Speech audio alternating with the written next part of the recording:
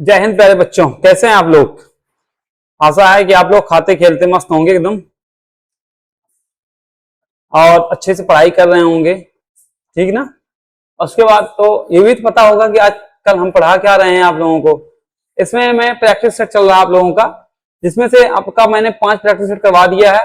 5 practice set में क्या क्या था, 3 तो आप लोगों का मैं एक टॉपिक से चार चैप्टर करवा रहा हूँ, 4 प्रैक्टिस सेट कर 3 प्रैक्टिस सेट करवा रहा हूँ। क्यों? क्योंकि पहले मैं समझाता हूँ अच्छे से, दूसरे में थोड़ा सा उससे हल्का सा मॉडरेट कराता हूँ, तीसरे में टफ क्वेश्चन करवाता हूँ, ठीक। तो उसी प्रकार मैंने इसमें जो हिडन आप लोगों का एम्बेडेड जो फिगर चल रहा है, इसमें एम्बेडेड फिगर, ये आपकी जो नया सिलेबस आपका आया हुआ है, न्यू सिलेबस, उसमें देखेंगे इसे लिखा एम्बेडेड फिगर, उसका मतलब छिपी हुई आकृति, मैंने इसको हिंदी में लिखा हुआ है।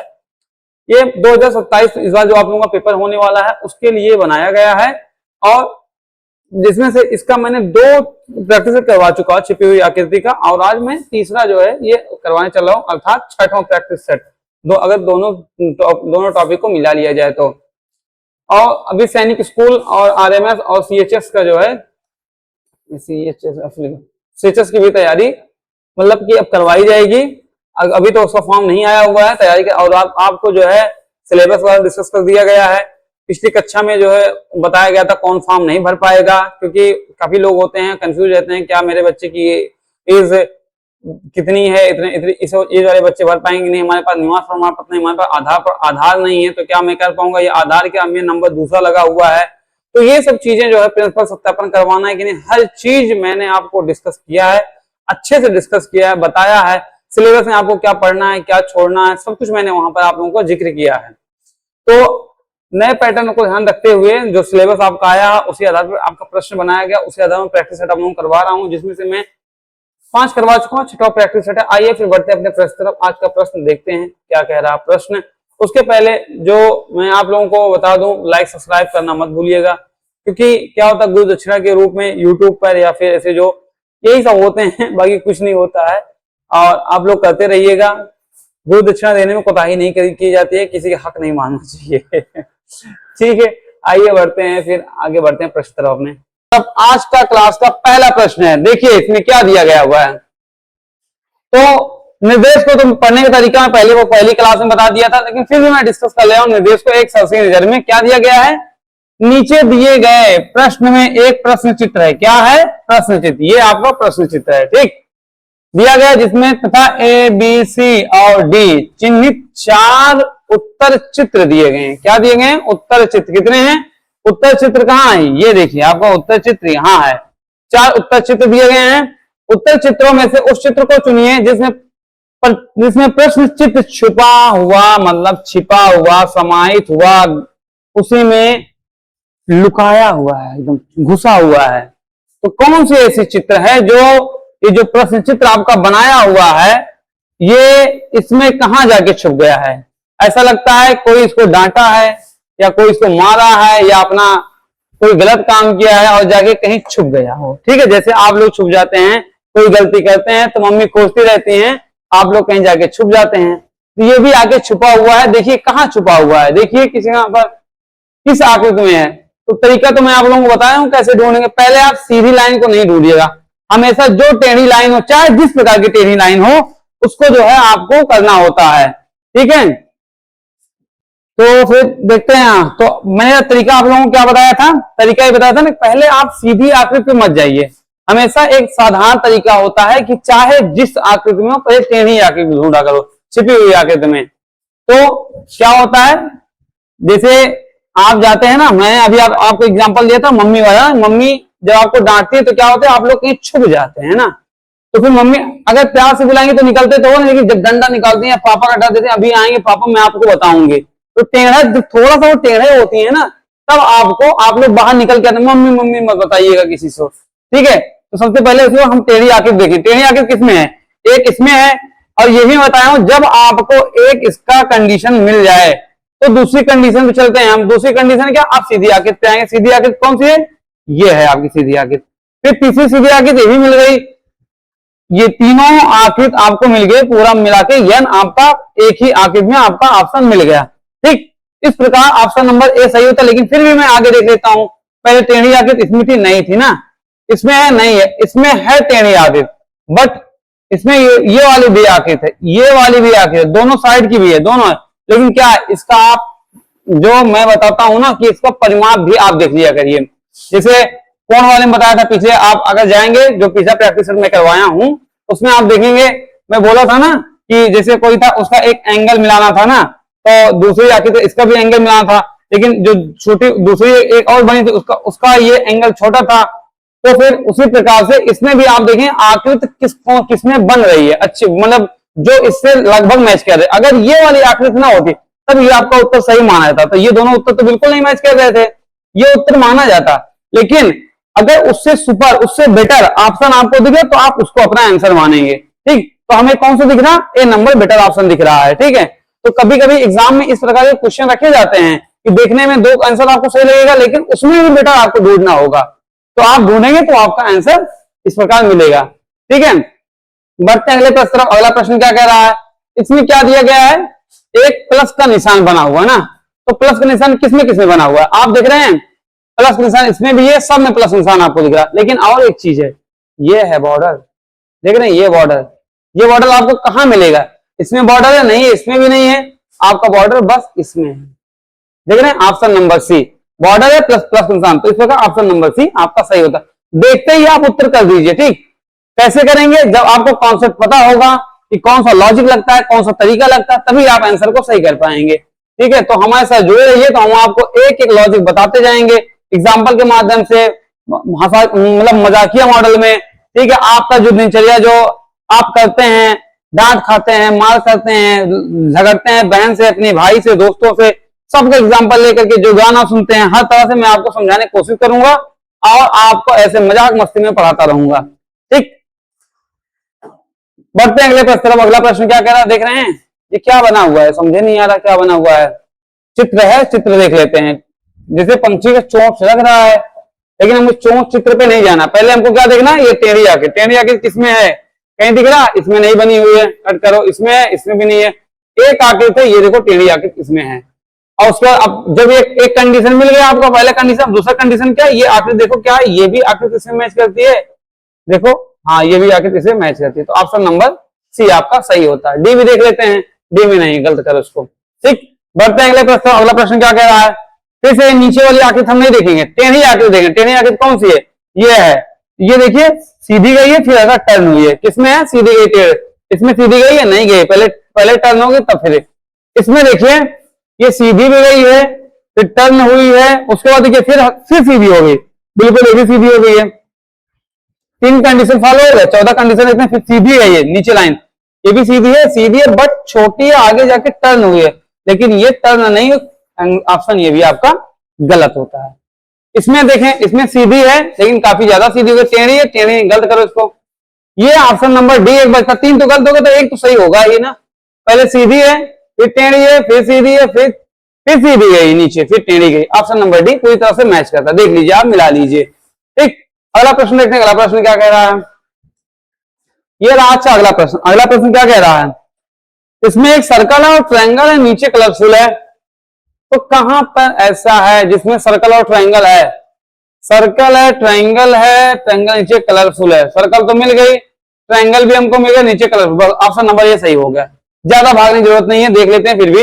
यहाँ नीचे ट्रायंगल में कुछ नहीं, इसमें कलरफुल ही नहीं, इसमें भी है, सर्कल है, अंदर इसके ट्रायंगल भी है, देखते हैं ट्रायंगल भी है, नीचे कलरफुल भी है।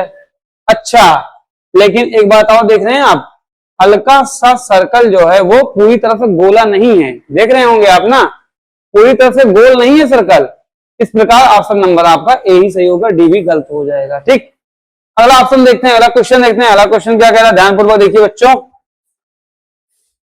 अपना दिमाग खोलिए और अपनी नयन को गड़ाइए, देखते हैं कौन सा ऑप्शन है। ठीक, पहले हम टेढ़ी लाइन देखें, टेढ़ी लाइन किसमें है, इसमें है टेढ़ी लाइन, इसमें नहीं है भाई।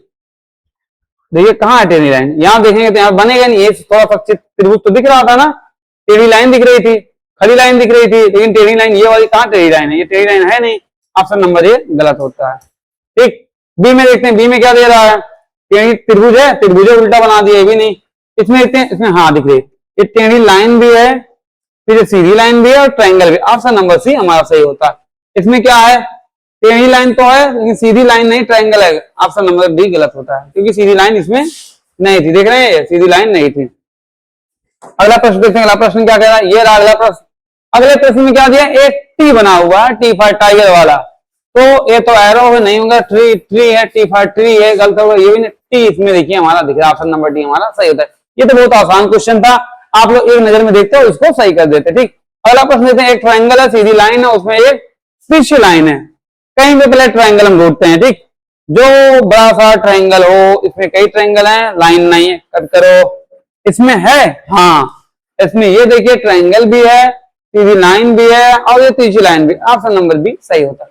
ये स्टार बन गया, ये ट्रायंगल बना तो है, ट्रायंगल देख रहे हैं, सीधी लाइन लेकिन तिरछी वाली लाइन नहीं, इस प्रकार ऑप्शन नंबर डी गलत होता है, रॉन्ग है, ऑप्शन नंबर डी रॉन्ग है। ठीक, ऐसे ही क्वेश्चन को आप देखते जाइए और करते जाइए।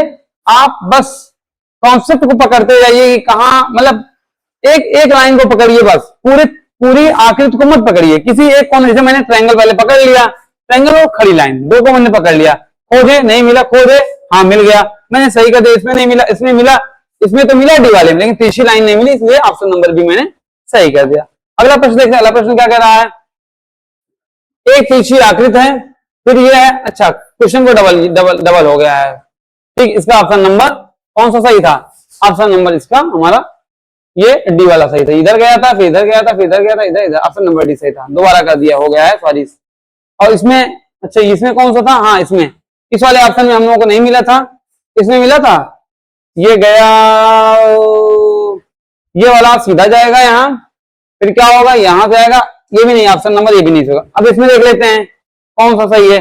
इसमें ये सीधा गया, ये गया, ये गया, लेकिन सीधी पाई नहीं है, ऑप्शन नंबर सी भी गलत हो गया।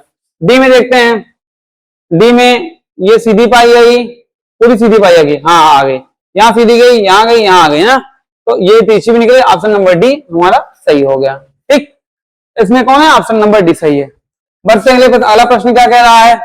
अगला प्रश्न भी दिया गया, यार वही क्वेश्चन कई बार दे दिया गया है, ऑप्शन नंबर डी सही होगा। ठीक, अगला प्रश्न देखते हैं। ये देखिए, ये अलग मॉडल क्वेश्चन है और अच्छा भी क्वेश्चन है। पहले हम इसमें क्या देखेंगे, एक वी आकार की आकृति को और एक डॉट देखेंगे। वी आकृति और डॉट है इसमें, हाँ वी आकृति भी है, डॉट भी है, नीचे लाइनिंग भी है, इधर भी है, और बीच में पट्टी है हल्की सी लेकिन लंबी चली गई है, ऊपर डॉट है। ये ऑप्शन थोड़ा सही हो सकता, बट अगर देखेंगे पूरा फैला के तो यहाँ तीसरा जा रहा, आगे ए तो नहीं होगा।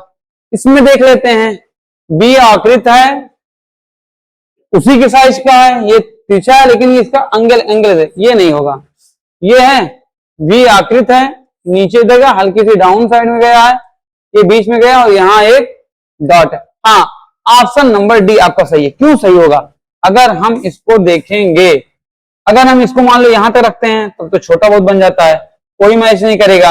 अगर हम यहां से यहां तक ले लेंगे तब भी इसके बराबर नहीं मैच कर रहा, ठीक। और लेकिन इसको, इस आकृति को अगर हम देख रहे हैं, आप देख रहे हैं बिल्कुल उसी के हूबहू ये मैच कर रहा है, देख रहे हैं ना आप, ये यहां आया, यहां गया, यहां गया, यहां गया, यहां आया, देख रहे हैं बिल्कुल हूबहू उसी की तरह मैच। अगर ये ऑप्शन ना होता तो आपका ऑप्शन नंबर ये सही माना जाता। इस प्रकार आपका ऑप्शन नंबर डी सही होता है, ठीक। बढ़ते हैं अगले प्रश्न तरफ। अगला प्रश्न क्या कह रहा है, देखिए ये रहा अच्छा अगला प्रश्न। इसमें क्या है, एक प्लस का निशान है, बीच में सर्किल है। पहले हम प्लस निशान देखें, कहां है, यहाँ प्लस निशान, नहीं कट करो, यहाँ है प्लस निशान, हाँ भाई प्लस निशान है, इतना लंबा सा है, और उसके बाद एक सर्किल भी है, ठीक है। लेकिन एक बात और ध्यान दीजिए आप, जितनी लंबाई इस रेखा की है उतनी लंबाई इस रेखा की भी है, तो हमें वही चाहिए, लेकिन इसमें वो रेखा, ये रेखा लंबी है, ये वाली रेखा लंबी है, ये वाली छोटी दिख रही है, इस प्रकार ये नहीं होगा। इसमें देखते हैं, हाँ इसमें सीधी रेखा घर का, बिल्कुल ऑप्शन नंबर सी आपका सही होता है, ठीक। आप देख रहे हैं, आप जितनी लंबाई इसकी है इस वाले की रेखा की, इस वाली रेखा की, उतनी लंबाई इस वाली रेखा की भी, बीच में सर्किल भी। इसको देख लेते हैं, ये है, ठीक, ये है, लेकिन आप एक बात आप ध्यान दे दीजिए, इसको ऐसे देखिए, इसमें क्या है, इसकी जो लंबाई है ऊपर कम है, उसकी थोड़ा ज्यादा है, इसलिए इसका आंसर ये नहीं होगा, इसका केवल ऑप्शन नंबर आपका सी ही सही होगा, ये भी गलत होता है। ठीक, अगला प्रश्न देखते हैं। अगला प्रश्न क्या कह रहा है? अगले प्रश्न में एक एक्स का क्रॉस बना हुआ है।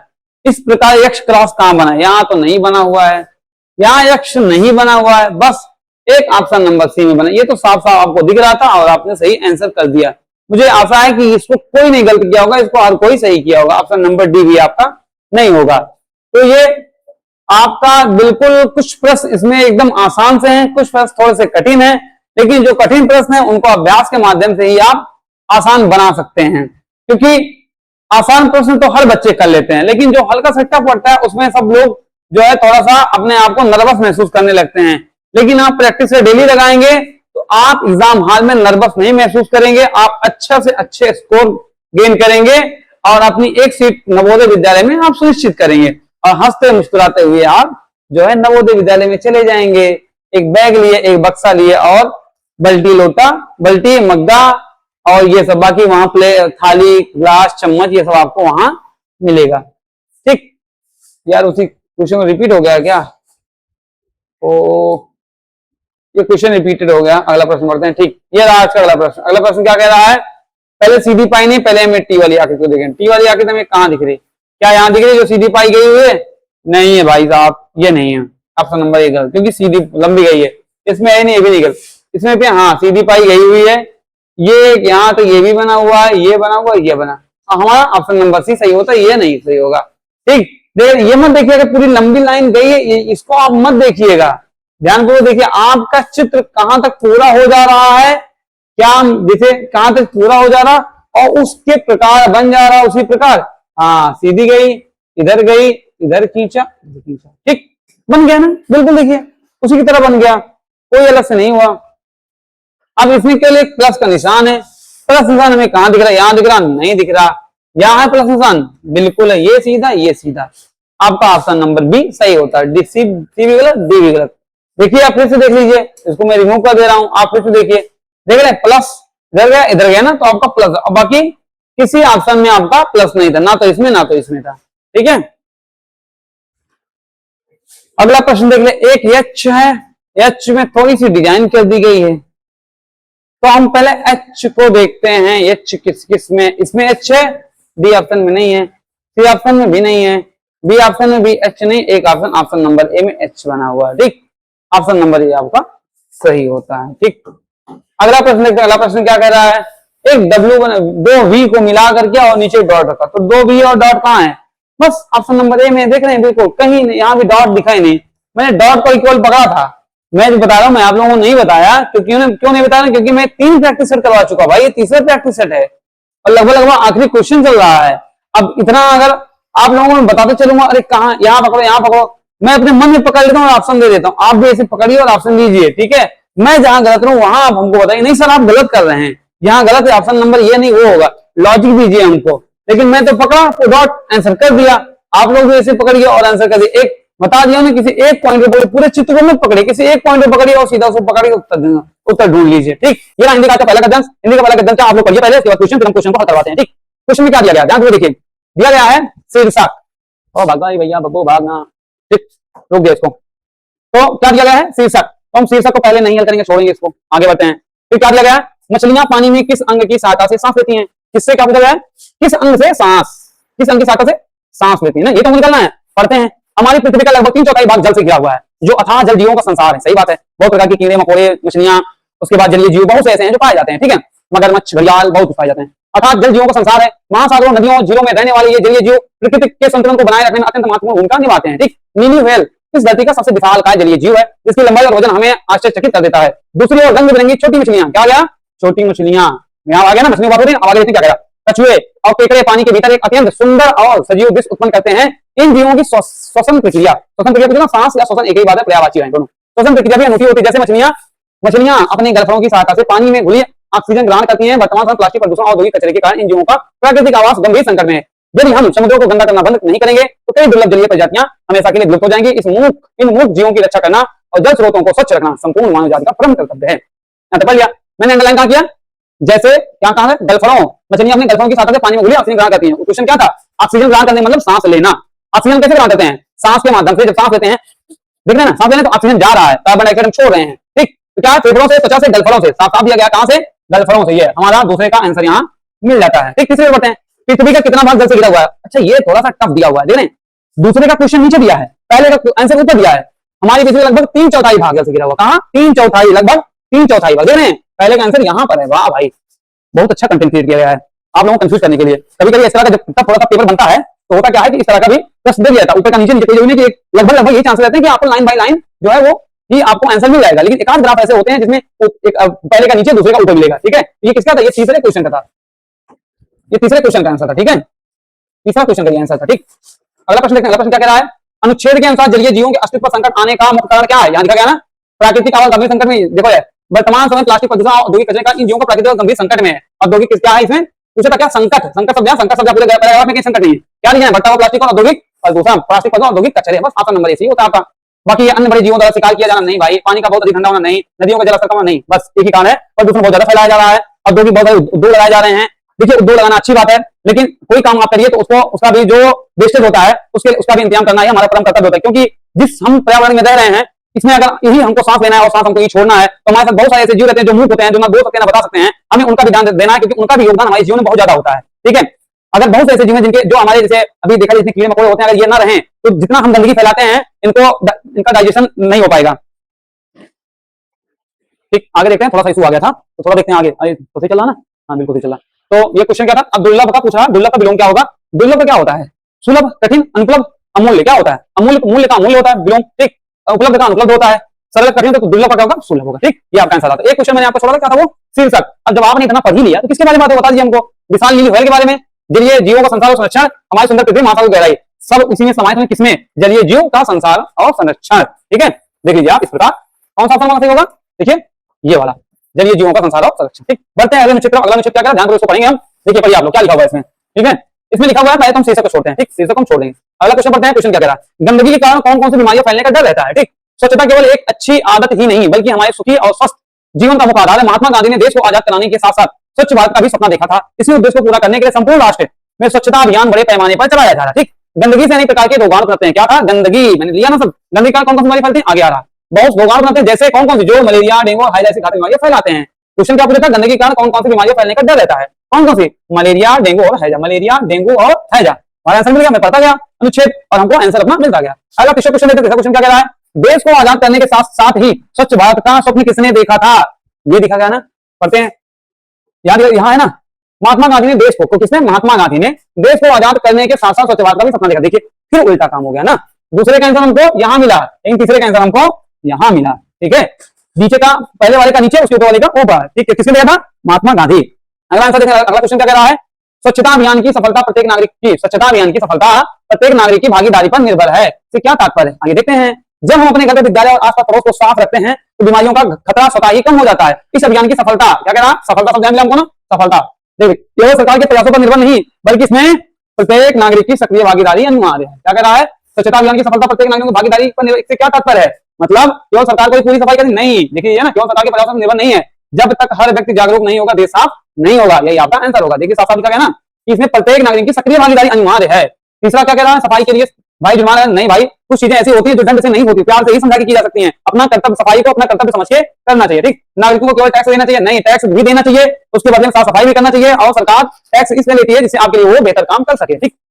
अगला प्रश्न क्या कह रहा है, अनुच्छेद में मस्तिष्क, मस्तिष्क का पर्यायवाची, इसको अंडरलाइन करिए, पर्यायवाची मस्तिष्क क्या होगा, बुद्धि दिमाग, हाँ बुद्धि दिमाग ये सब होगा, हृदय मन नहीं होगा, शरीर तन नहीं होगा, विचार सोच नहीं होगा, मस्तिष्क का पर्यायवाची क्या होगा, बुद्धि दिमाग, ठीक। दो अनुच्छेद पूरा होता। अब बढ़ते हैं अपने विलोम शब्द की तरफ, देखते हैं विलोम शब्द, थोड़ा थोड़ा ये विलोम शब्द मैं इसलिए लाता हूं क्योंकि ये याद करने वाली चीज है, समझो और उसको याद करो, चाहे पर्यायवाची हो चाहे विलोम शब्द हो, और आप जितना मैं डेली देता हूं बस आप इतना ही तैयार कर लेंगे तो ये जरूर आप बिना किसी किताब के कहीं गए हुए आप 100% बात का गांठ बांध लीजिए कि आपका एक भी विलोम शब्द, पर्यायवाची, मुहावरा और संधि नहीं गलत होगा, नहीं गलत होगा, नहीं गलत होगा। मैं बार बार कर रहा हूं लेकिन जितना दे रहा हूं उतना आपको याद होना चाहिए, इसे थोड़ा ही लाता हूं, कभी 5 कभी 7 कभी 10, इससे ज्यादा कभी नहीं लाता हूं। क्या है, बहिर्घात का क्या होगा, प्रतिघात होगा ना, बाहरी घात में लिखा, बाहरी घात का प्रतिघात। चतुर का क्या होता है, मूर्ख होता है, अरे बहुत चतुर ना बना यार, बहुत चतुर बना सकते।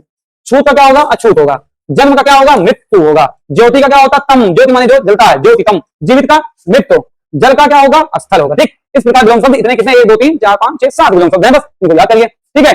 तो फिर आज का ये क्लास यहीं पर हम समाप्त करते हैं। बाकी आप अपना कर्तव्य निभाइए, पढ़ाई करिए, अपने माँ बाप की आज्ञा का पालन करिए, ठीक है, बड़ों का आपने सम्मान करिए और लाइक सब्सक्राइब करना ना भूलें। आप जो क्लास दे रहे हैं उसको लाइक जरूर कर लें। सब्सक्राइब अगर नहीं किया तो बिल्कुल चैनल को सब्सक्राइब कर लीजिए जो दक्षिणा के रूप में, और बेल आइकन को दबा लीजिए अपने फायदे के लिए, जिससे आपको मेरा जो दिया गया नोटिफिकेशन, जो मतलब पहला नोटिफिकेशन आपको प्राप्त हो। बाकी दोस्तों के साथ अपना शेयर करके पढ़िए और फिर अपना एग्जाम को एक लक्ष्य समझकर कुछ दिन के लिए एकाग्रचित हो जाइए। आप रिश्ते नानी नाना मामा हर जगह चाचा के घर जाना छोड़ दीजिए, डेली अपना स्कूल जाइए, स्कूल से आइए, क्लास लीजिए, प्रैक्टिस सेट लगाइए, बस इतना याद करेंगे। आपको ज्यादा लोड देने की जरूरत नहीं है। सभी अभिभावकों से मैं इस बात का निवेदन करता हूं कि बच्चों के ऊपर ज्यादा लोड मत दें। आप उसको हवा ना बनाएं कि नवोदय की तैयारी करना है। नवोदय की तैयारी करना बहुत आसान होती है, बशर्ते होता क्या है कि आपको किस प्रकार तैयारी करना है, क्या पढ़ना है, क्या छोड़ना है, कहां से पढ़ना है, कंटेंट कितना पढ़ना है, कहां से क्वेश्चन आता है, ये सब चीज अगर आपको पता हो गई और ये सब जवाब जो है आप एकदम बिल्कुल कहीं बिल्कुल घबराएंगे नहीं और आसानी से कर ले जाएंगे। मैं जिन बच्चों की तैयारी करवाता हूं और जितने सिलेक्शन लाया हूं, आप उनको मिलाऊंगा आपसे, आप उनको देखेंगे बिल्कुल मतलब कुछ भी नहीं, वो बिल्कुल टेंशन लेते हैं, जाते थे, तैयारी करते, डेली क्लास पढ़ते थे, उसके बाद जाकर के पेपर दिए, सबका सिलेक्शन हो गया। ठीक, जितने मैंने पढ़ाया आज तक, बाकी एक दो का नहीं हुआ है भाई, अपवाद में हो जाता है। बाकी आज के लिए अच्छा एक बात और बताना था, जैसे कि आप लोग अगर कहीं बाहर, जैसे अभी सर बता रहे हैं कि आप बता दीजिए कि कैसे कुछ लोग ऐसे कुछ बच्चे ऐसे हैं जिनसे आप मिलवाना चाहते हैं। हम अपने घर का एग्जांपल आपको दे सकता हूं। प्रेजेंट टाइम पे हमारे घर में 5 बच्चे नवोदय में पढ़ रहे हैं। ये बात मैंने इतना प्रैक्टिस करवा किसी ने चर्चा नहीं किया, लेकिन मैं उनको आपको मिलाऊंगा, किसी भी कैमरे के सामने भी लेके आऊंगा, उनको मिलाऊंगा। 5 बच्चे प्रेजेंट टाइम में नवोदय में पढ़ रहे हैं हमारे घर के, ठीक है। और उनसे आप, और मैं चाहता हूं कि हर परिवार का इसी प्रकार से जो है अपने सबके घर में जो है जितने बच्चे हैं, छोटे वो नवोदय में, सैनिक विद्यालय, सीएचएस, जितने भी आवासीय विद्यालय, भाई साहब बहुत ही गजब की लाजवाब होती है। और 5 बच्चे प्रेजेंट टाइम पे हैं, मैं खुद पढ़ा हूं नवोदय का, हमारे बड़े भाई हैं इसमें जो टीचर हैं वो भी नवोदय के पढ़े हुए हैं। सब मतलब कुछ नहीं सीखता बच्चा, तो इतना जरूर मेहनत तो सीख ही लेता है कि माँ बाप की इज्जत कैसे करनी चाहिए, अपने बड़ों का सम्मान कैसे करना चाहिए, लोगों के साथ कैसे उठना बैठना चाहिए, कैसे खाना चाहिए, समाज में कैसे अटेंड करना चाहिए। और जातिवादिता जो आज सबसे बड़ी चुनौती लोगों के सामने बन चुकी है, उससे तो वो बहुत दूर तक उनके माइंड में नहीं बसता। एक थाली में भाई 5 लोग खाते हैं, 5 जात के लोग 5 थाली में खाते हैं, जात धर्म होता है क्या, भूल जाते हैं ना, एक अलग माहौल होता है आवासीय विद्यालयों में। तो फिर मैं आपसे ये बोलता हूँ कि अपने बच्चों को आप नवोदय का फॉर्म जरूर भराएं। नवोदय का फॉर्म भरने का जो कुछ पूरी जिम्मेदारी हमारी टीम ने उठाई है, अगर आपसे नहीं हो पाता है तो उसके लिए हम अभी खड़े हैं, लेकिन मेरा अनुरोध है कि बच्चों का फॉर्म जरूर नवोदय भराएं। ठीक है, तो मिलते हैं अगली क्लास में। आज के लिए बस इतना ही। Thank you.